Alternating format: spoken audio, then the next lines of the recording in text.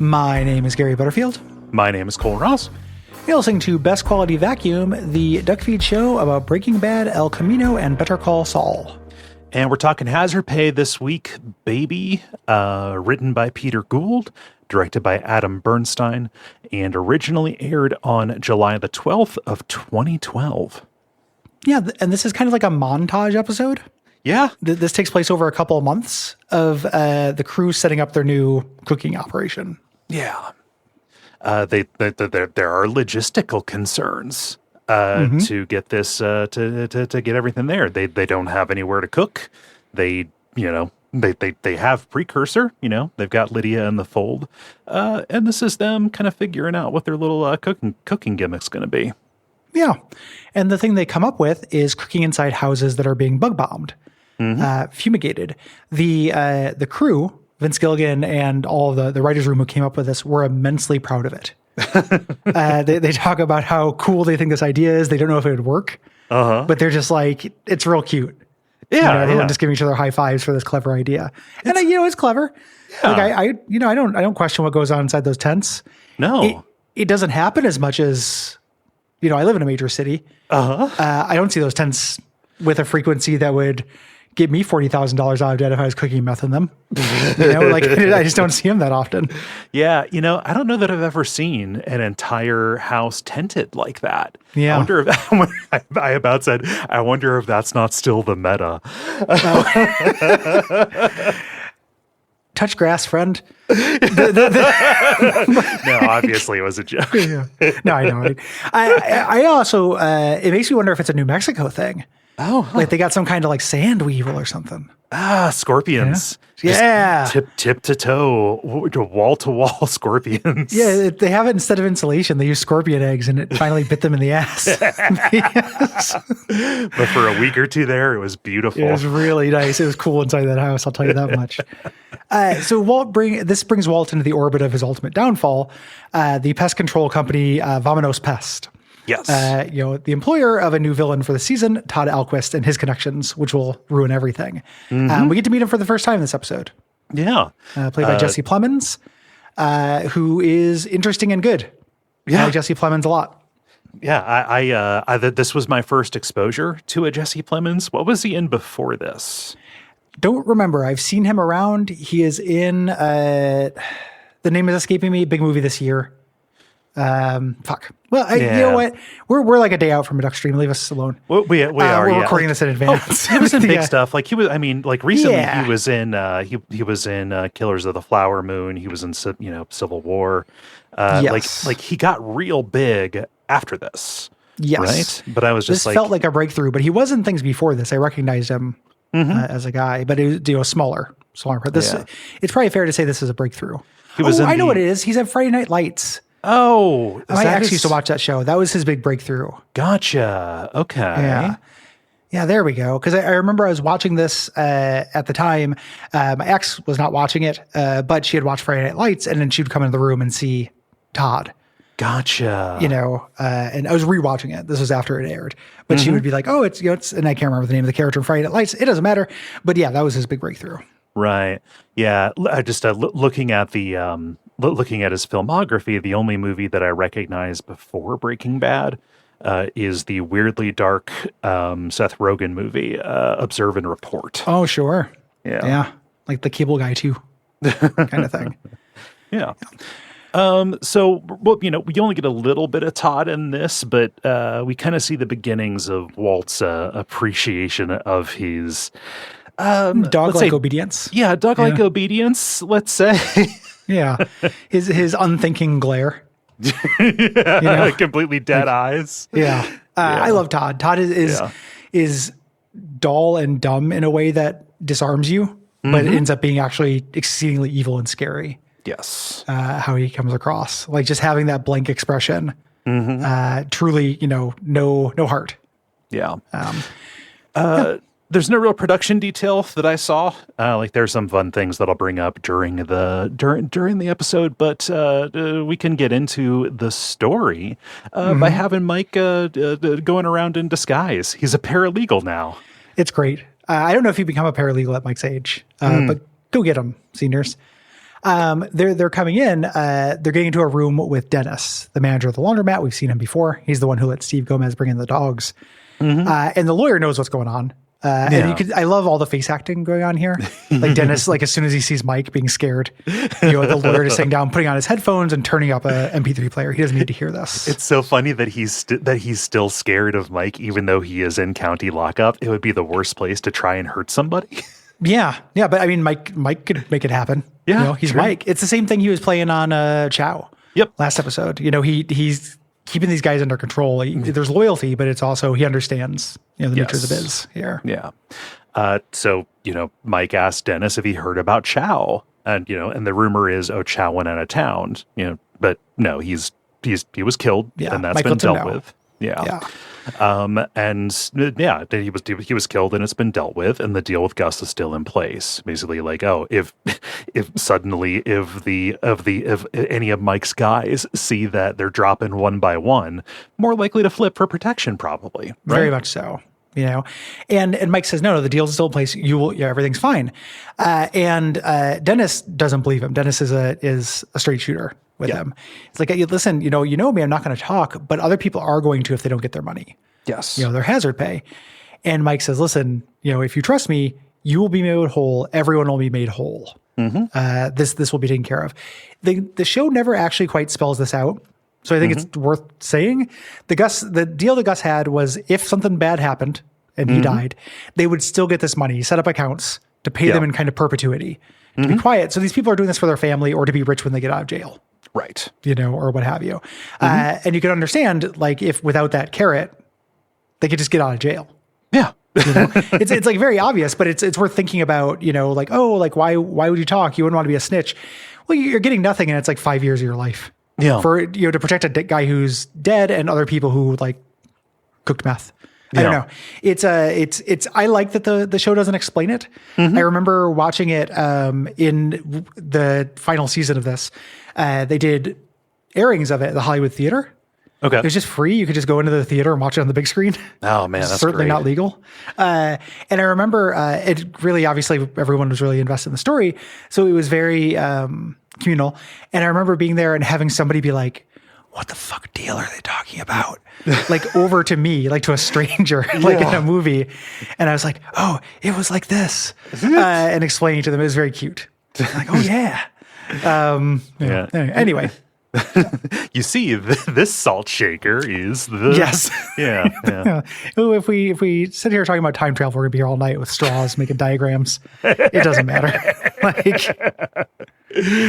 Oh man. So with Dennis down, Mike and the lawyer go to leave, and as they're standing in the Sally port there, Mike is says like, yeah, no, we're gonna hit everybody today. Like somebody's up at Las Lunas. They're like kind of scattered all around. Yeah, and they have to do everyone today because he needs to catch them before. Yes, they talk. Like there's a real ticking clock. The lawyer is disheartened, and Mike looks at the camera and screams, "Hey, let's go, let's open up." He's pissed. Yeah, this is such a pain in Mike's ass. Yeah, pain in the Mike's ass. We cut over to some more Walt abuse. Yeah, he's moving all of his stuff back in the house. And Skylar says, "Oh, shouldn't we talk about this?" And he's like, "Nah, it's time." Yeah, he's unilaterally deciding. Yes, didn't consult with her or anything. Says, "Oh, we'll keep the condo for now because if I sell it in this market, we'll take a bath." Like, just talking about kitchen table stuff. Yeah, logistics. Going back to trying to become Bruce Wayne again. And Skylar's not happy about this. Walt grabs Leaves of Grass, the book that Gail gave him, kind of has a fond smile, like, "Oh, that guy I had murdered," and then puts in the nightstand. Yep, like, Gail, those are some memories. Yeah, those are some memories. Good thing I love poetry. A defining trait of me from way back. Somewhere. Yeah. Oh, so Mike's in Saul's lobby listening to Huel breathe. Yeah. And inside the office, Saul is really upset that Mike is being cut in. Saying like, it's the 3 amigos, it's not the 4 amigos, right? Yeah. And this is really just because, Mike threatened to break Saul's legs. And he knows that he's serious because he gave me the dead mackerel eyes. He was when he was trying to figure out where Pinkman was. Yes. At the end. And this is really interesting to think about with Saul and Mike's history. In Better Call Saul, you get the sense that in between there, most of the time they did not hang out. They did not have a close relationship. So it is at least somewhat fragile, even though they come to a kind of understanding at the end of that series. Yes. A lot of time has come through. Walt said the really good joke. He's like, he threatened me, and Walt goes, Mike threatens everyone. It's what he does. He probably threatened 3 people on the way here. Grow up there. A very Peter Gould line. I know that he didn't write this episode, he directed it, but this has the tone of Peter Gould. Peter Gould wrote it. Gotcha. It's an extremely Peter Gould episode, non-derogatory. Yeah. And Saul says, bring him in. Let this be known that I do this under duress. And Walt says, noted. Yes. And Mike comes in. He starts taking charge. He lays down ground rules. He's like, I will deign myself to be with you idiots in this thing, but this is how we're going to do it. I'm going to handle the business. That's my end. I manage it. You guys handle the product. And that's it. There's total separation. Yes. You don't tell me how to handle the business. I won't tell you how to do the product. And Walt goes, sure. Again, we're in awful Walt territory. Yeah. And, they go to leave, and Walt's kind of straggling behind, and Saul grabs him and asks, like, hey, are you okay with this? And the reason he said sure is, this assumption, he handles the business and I handle him, Yeah. And he's not just the cook. He is the top of this operation. It is not an equal partnership. Yeah. Real dickhead thing to say. Yep. Yeah. So we got on this little tour of places they could possibly cook at. Saul takes them to this box factory. As a cook site. Everyone's answering questions about like whether it's loud, about the smells, things like that. I love this one. I think they would want to partition it off. Like that's very funny to me. And then Walt says, I haven't seen one of these, since I was a kid. I used to work in something like this. But the humidity, the corrugator will ruin this product. Right. Blast steam through this wood or this cardboard. We can't do it. No. And it's like, this place is like a jungle when it's firing. Yes. It's water and salt. It'll get in there, ruin everything. The next stop is a tortilla factory. I love this. The special feature is they get all the free tortillas they want. And the fresh tortillas off the line that are still kind of like puffed up. God, I want to eat one of those so fucking you haven't bad. until you had a tortilla off the line. I know, right? Like, get Tom Petty to bring you one. But they look really good. They're all puffed up and good. Yeah. There. And Jesse says people are probably going to notice when the tortillas start smelling like cat piss. And Walt brings up, anything food related is going to have unannounced government inspections, right? Yeah. Jesse leaves. He helps himself to a tortilla off the line. Yeah. Saul takes him to the third place, the laser tag place. And this is just as like a joke stop. Yeah. It's like everyone's like, hell no. It's I don't know why. An open mind. Yeah. Yeah. I don't know. It seemed, do it. The fourth location, and he's like, this is a long shot, and it's Vamonos Pest.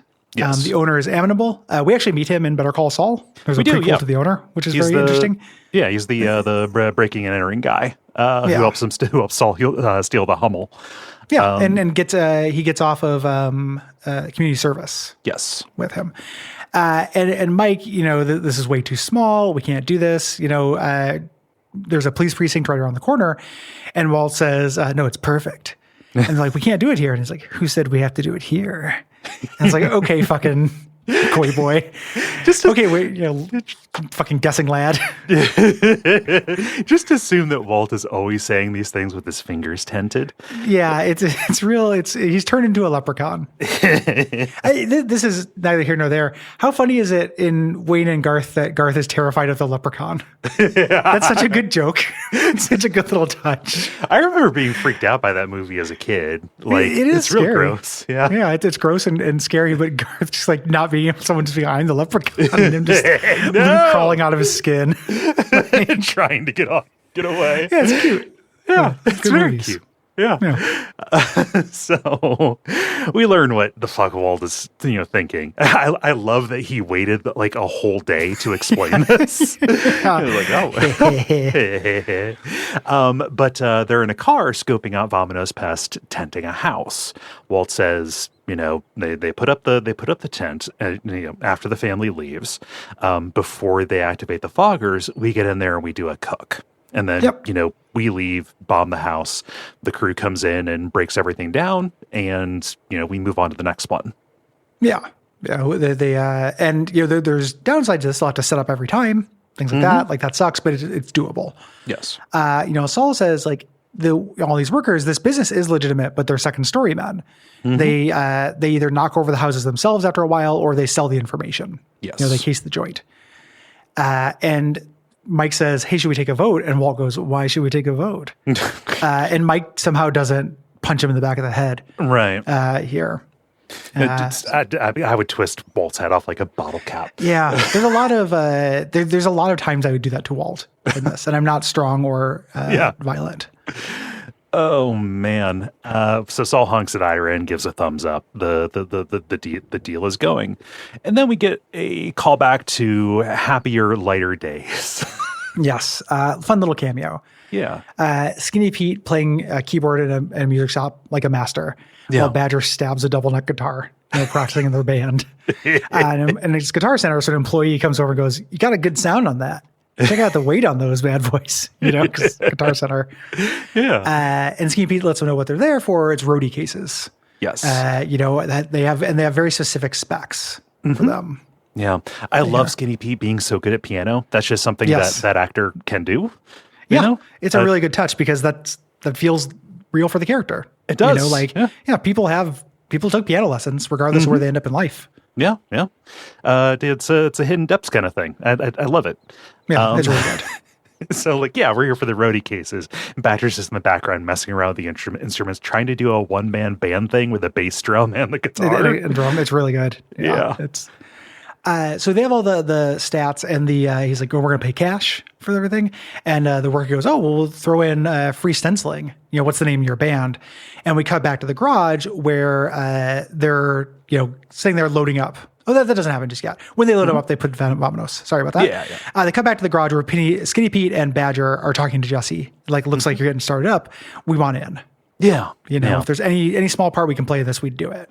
Because they fucking adore Jesse. We're going to find out in El Camino. Like, they think he's the coolest guy. They do adore him, and also, like, sweet gig. They're making good money. Yeah. They're like, who knows what they're doing now? Yeah. But Jesse looks at Mike and then says, hey, maybe someday, kind of trying to let him down gentle, right? Yeah.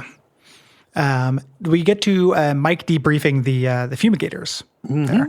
And he's saying, listen, you go through, you do everything the same, except for one important detail, and he waits for somebody to tell him no. And Todd says no stealing.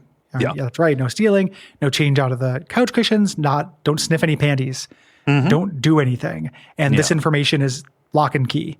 Yes. The information about these houses never goes out. Right.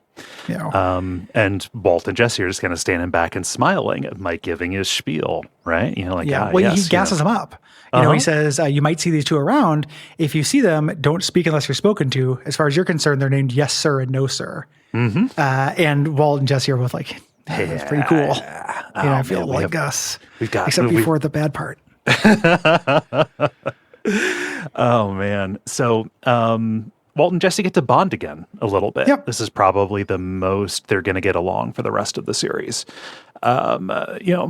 So Jesse's kind of at his house with Walt, laying out his plan for how to break up the gear for the cases, right? Talking about this agitator makes it a little bit too tall, but we can make it removable. And Walt is like, very good job, Jesse. Giving him the attaboys. Yeah, and he brings up the idea of the surgical tents he saw down in Mexico to contain the smell. Yes. Andrea and Brock show up. This is at Jesse's house that's happening. And Walt gets up, and this is great because we know what Walt did to Brock. Yep. The tension here is really good. Walt introduces himself as Jesse's friend, and he tries to say hi to Brock, and Brock stonewalls him. Like Brock Walt's smart enough that he didn't just hold Brock down and pour flowers down his throat. Like, eat him, you little shit. Yeah. But he probably on some kid level has an association of like, oh, I met that guy and I got really sick. Yeah. Yeah. And just has like a chronological attachment of those two things. Yeah. Just giving him like wild side eye and sitting down and playing his PSP. Yeah. And Walt tries to sweeten him up, saying like, I heard you were in the hospital and you were very brave. Yeah. It's pretty gross. Yeah. Jesse invites Walt to stay behind and have a beer while they make dinner. Cute. Again, they're friends now. Yeah. So now we go to the first cook. Ira and the gang, they show up and they tent a new house. And the owner is shocked when like there's just all these huge gear cases. Yeah. And I love Ira rolling with it. He's like, how much poison do you use? He's like, well, it's not the amount of poison. It's getting into the right places. Which is probably true-ish. But it is very funny. Yeah. And he's like, you got your guarantee, right? Well, we'll kill him dead, sir. Like, Ira's great. I love Ira. I also love this like very studied like pest control thing. Like people who work pest control, they know a lot about chemicals and safety and all that. But like, there's no reason for him to like use the taxonomy when he's talking about all of this. It's real like it's real. No job at him. Yeah. So Walt and Jesse show up, and Todd kind of hesitates, and before he lets them go in, Todd pulls him aside and says, "Hey, there was a nanny cam in the living room clock. I went ahead and disabled that for you." And Walt asked for Todd's name. Yep, and it's just very good. You're like, I see potential in you, young man. Teacher mode. He's basking in this. This feels great. Yeah. We get a montage of the setup and the cook, set to "On a Clear Day You Can See Forever" by the Peddlers. Awesome. Love it. Good song. Until they take a beer break. And they're watching the Three Stooges, which I assume Walt chose because he's old. And that's how you enjoy the Three Stooges. Jesse was watching the Three Stooges when he was high earlier in the series. Oh. Yeah, I forgot about that. I think he might be a stooge head. He might be a stooge hound. Gross. That's like the least real. That's the most fantastical thing that happens in this entire series. Robot machine guns aside. Yeah, cousins. Wow. Yeah, cousins. Yeah, the identical twin supervillain cousins. Completely plausible next to somebody Jesse's age being really into the Three Stooges. But they're having a talk. Walt is saying like, "Oh, it was really nice seeing you with Andrea and Brock, right? Yeah. And the way she looks at you." You think, oh, definitely, and Jesse says like, I mean, it would be great, instant family, right? Yeah. This is an interesting scene. I wanted to talk to you about this scene. We'll go through it and then I want to pause for a second. So Walt then says like, just listen to your gut, and have you thought of what is your plan regarding honesty? Like about what we do. And Jesse gets really serious. The way I read this is he seems scared. Yes. He's like, no, well, I've never told her anything. She knows she's not an idiot. She knows I'm involved in something, but I haven't told her any details. And Walt says, Jesse's scared. He's saying, you don't need to kill her or anything. And Walt says, with everything we've been through, the two of us, this has to be your decision. You've earned that. Jesse is really taken aback by this. He's really touched. He goes, really? You know? And then Walt kind of finishes and says, secrets create these barriers. Believe me, I know. All that you've done is part of you. And if you choose to spend the rest of your life with this person, you'll have to decide how much you'll share with her. And the implication being, that he's a murderer. Yeah. Like Jesse, like Gail. He's like, listen, I'm just saying I trust you. I know you'll make the right call. If she loves you, you'll understand, or she'll understand. So the thing I wanted to ask about is this scene to me reads entirely, if this scene in a vacuum just feels like Walt manipulating Jesse into breaking up with Andrea. So that is not one to isolate him because he's a monster man and he wants to control him, but also to stop that potential leak and get, maybe Brock says something, at some point. That's how this scene specifically reads to me. If you think about how he acts with Skylar, though, there's part of him that does expect this and believe it. The way he is trying to just kind of get back into like nothing has happened and kind of believes that will work. There may be some, there's a part of him that's like, no, Skylar is going to forgive me and she knows, so I don't, how did you read this in terms of his sincerity and intention? Yeah, I don't even know if Walt knows when he's manipulating Jesse anymore. Yeah. right? I think that those two things can coexist. And also, like, seeing Jesse's reaction to, just raising up this logical crossroads that is going to be reached, right? Yes. Like, hey, the fear. I think Walt just like instinctually sensed an advantage while also saying something that he hopes is true for him. Yeah. Yeah. I can see it being kind of both ways too. Like in this season, he is, of two minds with like basically everything. And making decisions off the cuff. But it's just an interesting scene because if I had seen it without any other context, I would be like, oh, this is master manipulator Walt. Like he's giving him enough rope to hang himself with. Like he knows that extending this trust to Jesse will ultimately pay off and make Jesse do what he wants him to do more than like forbidding him or telling him to do something. It's also, I think, a bit of a symptom of a trust that is already, if not broken and mended poorly, or at least bent so far out of shape that it's not functional anymore.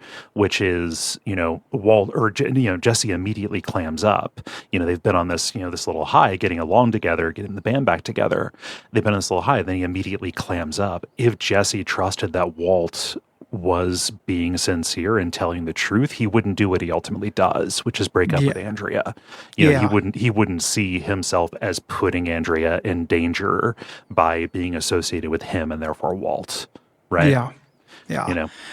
So it doesn't matter whether he was intending to manipulate him or not. It just kind of happened regardless. Yeah. And he doesn't, he's almost manipulating him by like in the long term, like through the other relationship they developed up until that point. So it's an interesting scene. Yeah. And, to do that while expressing, trust and this two-way street and they're, invoking their past together in a positive thing that ultimately leads to Jesse's further isolation is real distasteful. Yeah. It's gross. Yeah. We get a quick check-in with Skylar. Maria's at the car wash, harping on the workers, having streaks on their car. Very specifically, the ethnic. Does she say like the ethnic-looking one did fine? She says the more ethnic-looking one. Yeah, did well, but the other one, I don't mean to tell you your business, but this is simple quality control. Fucking Marie. And, you want somebody to tell Marie to shut up, but not like this. Yeah. But Marie tells Skylar, Hank's back at work, like just as PT's going great. Thanks for that, by the way. And she's still bitter about the way that the DEA ignored him and sidelined him, right? Yeah. She's like, as far as I'm concerned, it's too little too late. Yeah, she's making small talk. Yeah. About things. And eventually she says, hey, are you going to do anything for Walt's birthday this year? It's coming up. And Skylar says, no, I don't think so. And Marie says, no, we have to. Like, it's a big year. Like, it wasn't it last year on his birthday that he got diagnosed? Like, he's made it a year.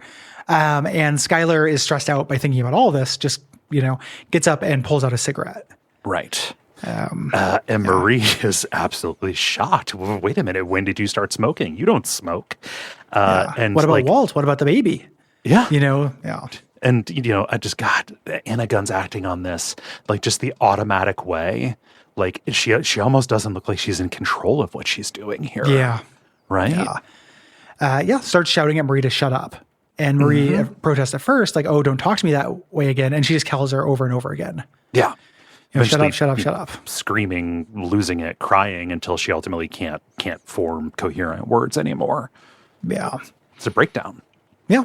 Big time breakdown.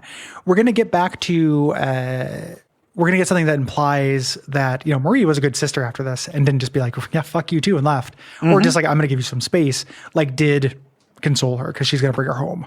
Yes. And stuff for when they show up later. Yeah. So Jesse and Walt measure out their yield and set up the foggers. And when Walt gets home, Marie is waiting for him. She's put Skylar to bed. And Marie says, listen, there's something going on. And I'm not going to leave until I know what's wrong. Like something is a big deal. Are you gambling again? And Walt, Stonewall is like, is the cancer back? You have to tell me the truth. And Walt whips up something. you know? Something despicable. Yeah, this is really vile. Yeah. You know, like super, super vile. It's canny, you know, but it's really vile. It is a good time to play this card if you are completely devoid of caring about other people. Yeah. My favorite song off of Murmur. But the thing that's, again, the kind of, and this is something I find with Peter Gould, the kind of led stuff. I find this a lot in Better Call Saul, where it's not a flaw, but there are contradictory kind of emotions that people have. And what I mean by that is, here he's playing the Ted card, you know, but when he has been being a monster man to Skylar, when he's like, you know, it gets easier, all this stuff with Ted, I think on some level he does believe that, you know, because he's not an idiot. He knows Skylar is acting weird and upset, you know. I think in his mind, he thinks this is in part because of Ted stuff. And he thinks it's just going to pass the same way it did with him. You know, with Jesse and everything. So this thing that is a lie and is a manipulative, not a lie, a true thing that is manipulative that he's saying happened, I think on some level he does believe it.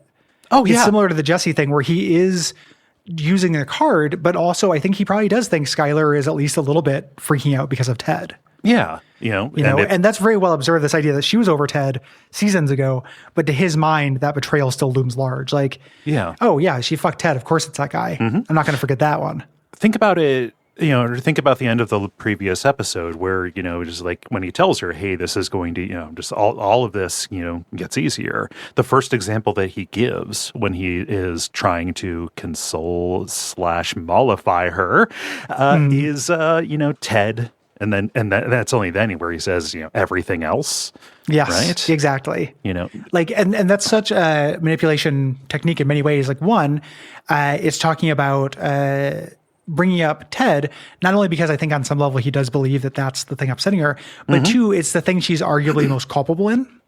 On both sides. It's rubbing her nose in the affair, and that she started doing this thing, this money plot with the IRS behind his back, and that got Ted paralyzed.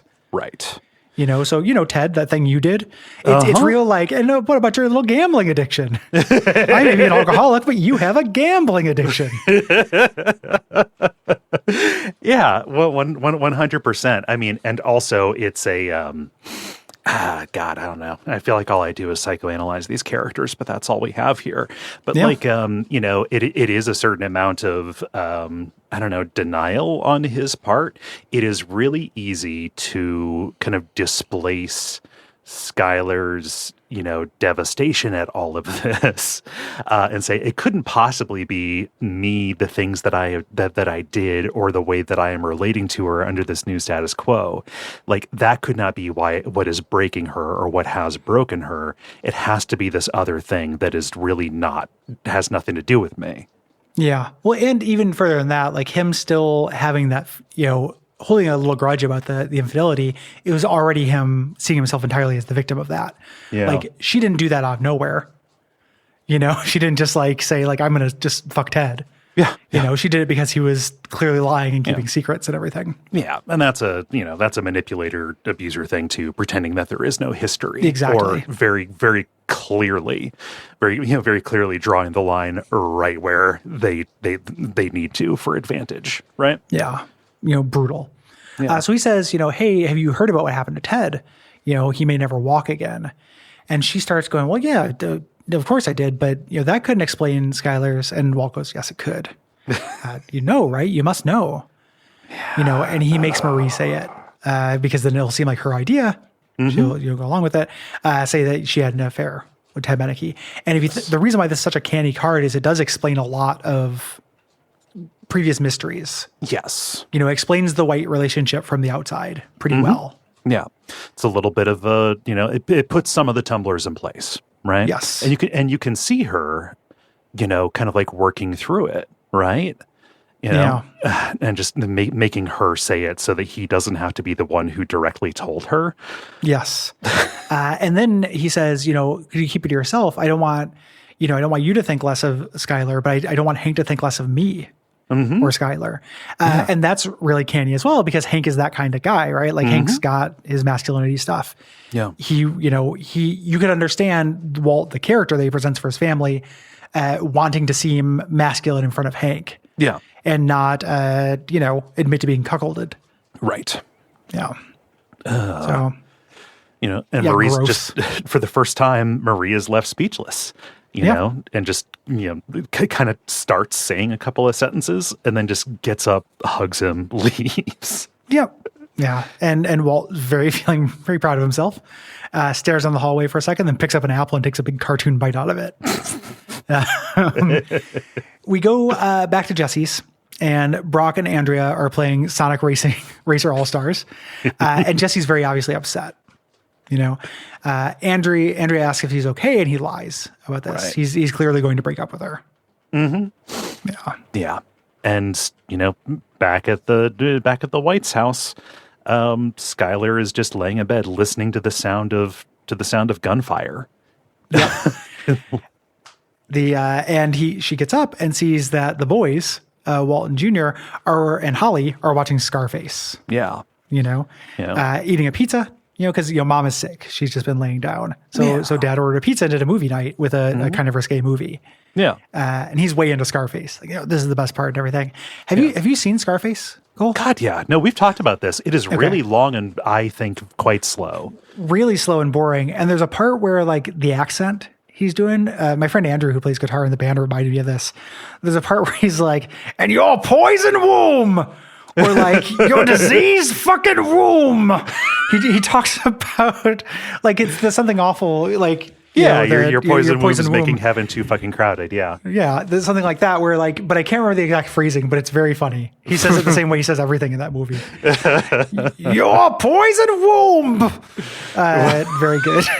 Does he hit the B that hard? Boom. I don't have a good Pacino, but you know how that guy talks in that movie. Yeah. Yeah. I did, but just they're not watching it on any of the weird and meandering scenes. It's obviously the end. It's the first 90% of the movie. Right. Yeah.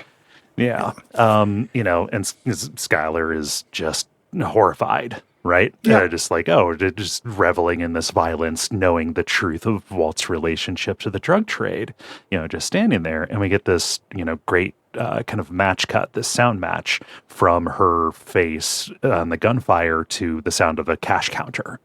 Yes. Where Mike is portioning out their shares. It's been some time. Yeah. This is, and he does the, accounts it all up. Walt does the math in his head, things he hasn't done since season 1, in the graveyard or in the junkyard with Tuco. And he says, we're worth 300,000 short. And he goes, no, it's the mules. The mules take 20%. And Walt goes, did Gus pay for mules? 20% for transportation? Yeah. I fucking love this. He's trying to run it like he's playing, Sim Tower. He's running a business. And Mike very patiently explains, no, he had refrigerator trucks. He had built up this empire.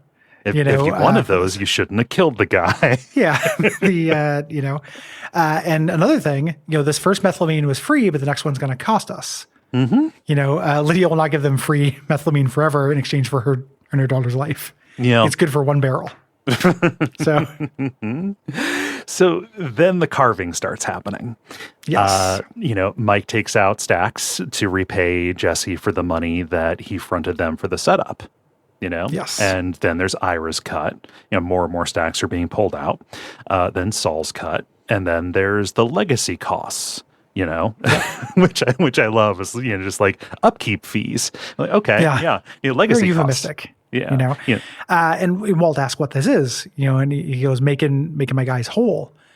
And Walt says, those aren't our employees. Those are Gus's employees. Why do we have to deal with that? And Mike pushes back. They may have been Gus's employees, but they're my guys. Yeah. Walt doesn't understand this. He's not actually an honorable criminal. What are we paying them to do? They're just not to talk. That's extortion. Yeah. And Mike goes, it's because it's what you do.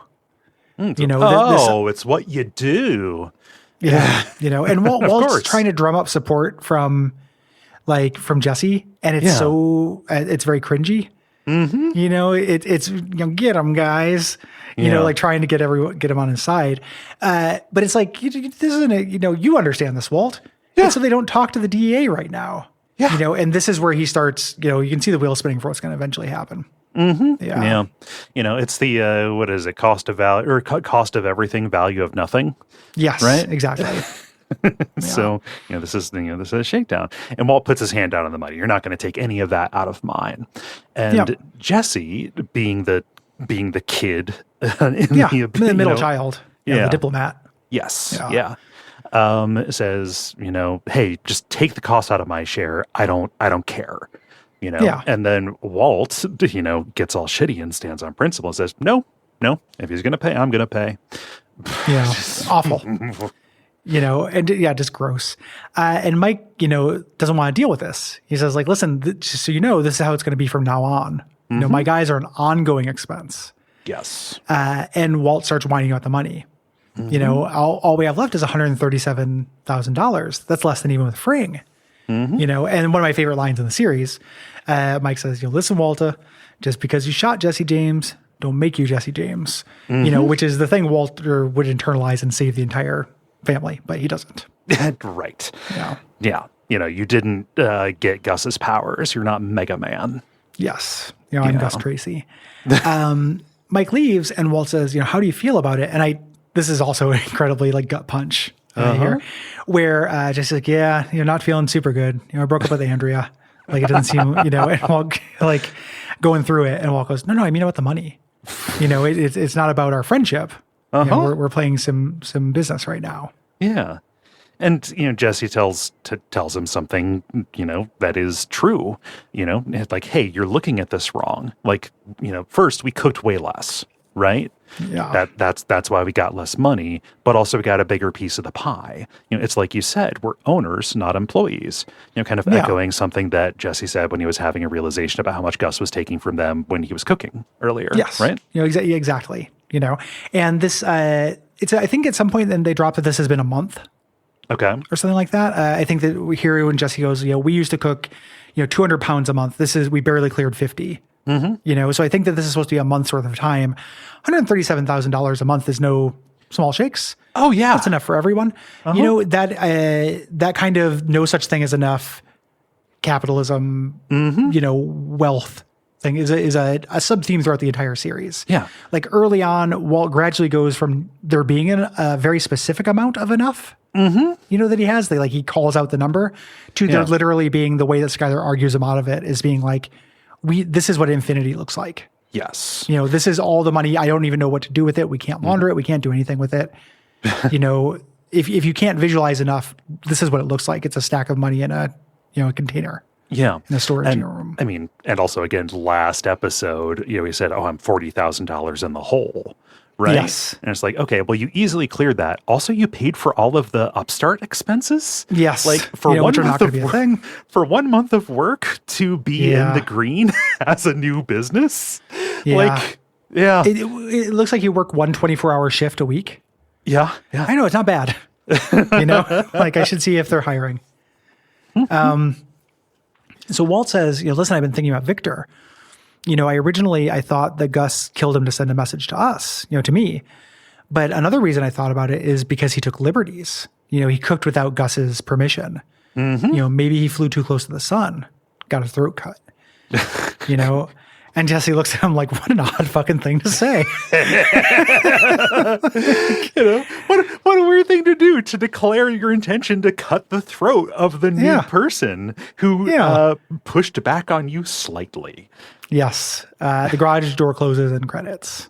I love Walt misinterpreting that 2 different ways. The one is the classic Walt, where it's like, of course it revolves around me. Yes. That was sent to do a message. And the new one is the new Walt, where it's like, why would I do that if I was Gus?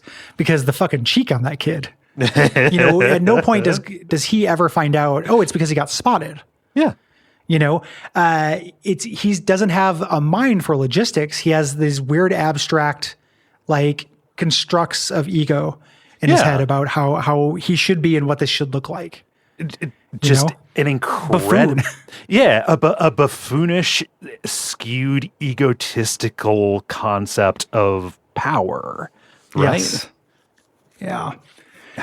What a gross little man. Yeah. Yeah. I think this guy sucks. Yeah, this guy does suck. I should go to Spencer's and get a cool poster of him for my wall. I'm going to Knox, right? Yeah, exactly. I do knock. Look at my hat. I put on a hat that makes me feel cool. When I wear certain kinds of outdated fashion, I feel like I'm more badass. Look at me. I'm a Peaky Blinder. Look at me. I like old stuff. Yeah, I'm Jelly Bean. You can't never talk. If you like this show, head to patreon.com/Duckfeed.tv and give us some dollars. $5 a month gives you tons of bonus stuff, lets you listen to tons of free shows. It is a ludicrous amount of content. You get the back catalogs. It's all very good. Yeah, we appreciate it if you go do that. Also, spread the word. Yeah, that's the only way we grow. You have people are always doing a rewatch or starting a watch. But pass them our way. Yeah, I'll tell you something that people don't start a rewatch as much as they should, and that's Venture Brothers. You can also check out the predecessor to the show, Orb. Yeah. Very proud of that. That's covers the Venture Brothers. It does. Yeah. Join us in thanking our producer, Gwen. Thank you, Gwen. Leave us ratings and reviews. Tell friends about us. And what other than that? Other than that, I would say watch out for whack power analyses. Mm-hmm.